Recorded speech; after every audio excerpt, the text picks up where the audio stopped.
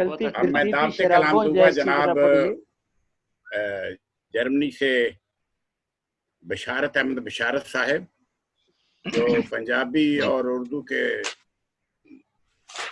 मशहूर शायर हैं और बहुत सी किताबें भी लिखी हैं इन्होंने, दीवान इनके। तो आज के हमारे मेहमान खसूसी हैं, तो इनकी खिदमत में गुजारिश करता हूं कि अपने कलाम से एक कलाम।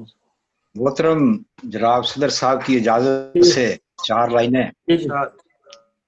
आओ बैठ ले मिलके, आओ बैठ ले मिलके उस शाम से पहले, आओ बैठ ले मिलके उस शाम से पहले, जब 12 आंखें किसी नाम से पहले, कुछ ऐसी ही यादें मैं खाने में छोड़े, साकी हमें ढूंढे हर जाम से पहले।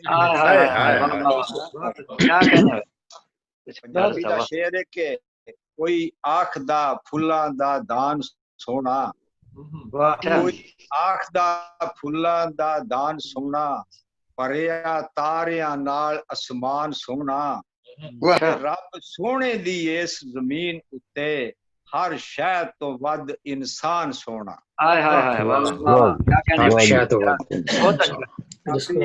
गजल दियां चंद लाइनां ने के अपने रंग विच रंगिया रहन दे, अपने रंग विच रंगिया रहन दे, अल्फ दा वर्का पढ़िया रहन दे, तेरे शौक च जेड़ा वगदा, तेरे शौक च जेड़ा वगदा, दिल दरिया ओ चढ़िया रहन दे, तेरे शौक च जेड़ा वगदा, दिल दरिया ओ चढ़िया रहन दे, होया दूर ते मर जावांगा, दूर ते मर जावांगा, अपने अंदर तड़िया रहन दे,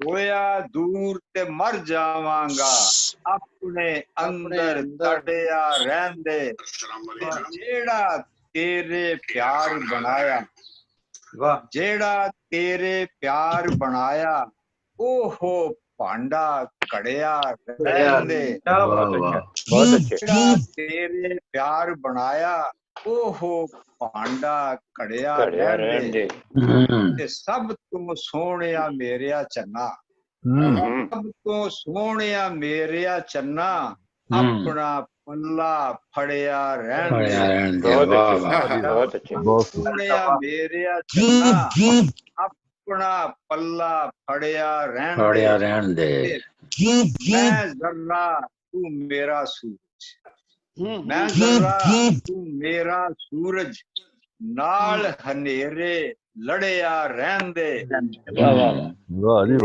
आखिरी शेर है कि अख समुंदर वर्गी दे विच, अख समुंदर वर्गी दे विच, अपना आशिक तरिया रहन दे। क्या बात, बहुत अच्छे। इजाजत है दूसरी दीदी? जी जी, माने खसूसी हो जी, सुनाओ। पंजाबी दी गजल है जी अभी।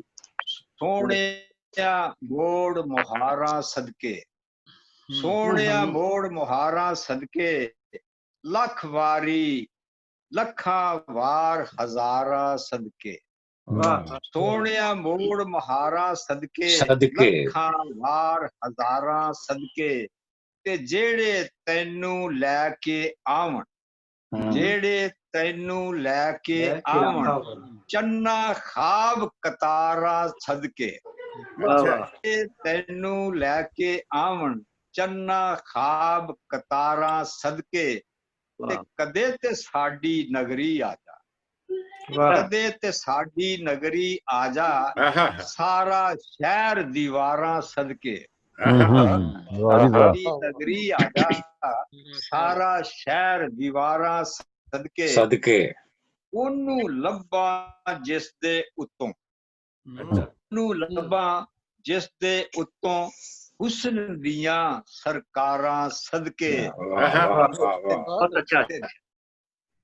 ओनू लब्बा जिस दे उत्तों, हुस्न दियां सरकारां सदके, ते दिल दे तख्त ते आके बैठ जा, दिल दे तख्त आके बह जा अपने इश्क बीमारा सदके तेरी याद च जिन्नियां भरियां तेरी याद च जिन्नियां भरियां सब दे शौक उडारा सदके ते सोहणिया जिथे मर्जी लै जा सोहणिया जिथे मर्जी लै जा तेरे हाथ मुहारा सदके बहुत अच्छे। शेर के वतनी पा परदेसी फेरा वतनी पा परदेसी फेरा टिंडा खू चलारा सदके। वाह जी वाह, वाह जी वाह जी वाह। रामेश साहब भी नजर आ रहे हैं। अमीर साहब कुदसी साहब नजर आए थे, हैं कि नहीं? जी कुदसी साहब मुझे नजर आए थे, मैं जरा चेक करता हूँ। रामेश साहब भी रहते थे नहीं कुछ शायर? ये रामेश साहब मुझे लग रहा है नजर आ रहे थे, पता नहीं शायद कोई और हो। देखें वो हाजिरी भी नहीं लगवाते ना। कुदसी साहब अब नहीं नजर आ रहे हैं, पता नहीं चले गए। करामत साहब भी नहीं? नहीं करामत साहब भी नहीं है। रह तो नहीं गया कोई? नहीं मेरा ख्याल कोई रह नहीं गया और टाइम भी हो गया। सदर साहब की खिदमत में है कि आप हमें कुछ एडवाइस कर दें, इख्तितामी कुछ अल्फाज कह दें। मैं तो शायर नहीं जो मैं किसी शायर को कुछ एडवाइस कर सकूं। बहरहाल आपकी मजलिस खुदा के फजल से बड़ी अच्छी थी और पूरी दिलचस्पी के साथ मैंने सुनी है।